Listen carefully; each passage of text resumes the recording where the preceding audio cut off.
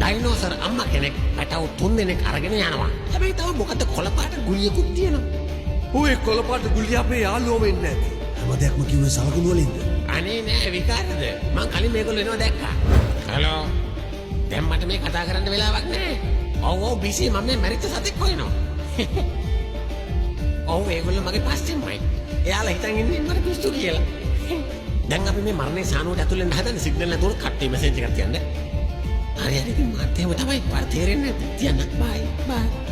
හරි. දැන් මගේ පස්සෙන් එන්න. බක් ඔයාගේ මොලේ අවුල් වෙන්න ගත්තේ කොයි කාලෙද? මීට මාස 3කට කලින් මං දවසක් උදේ හැරෙනකොට අන්නාසි ගෙඩියක් අසාද බැලලා. ඒක කැත අන්නාසි ගෙඩියක්. ඒ ගතිගුණ හරි හොඳයි. Nandana Singha Ge Prema Diye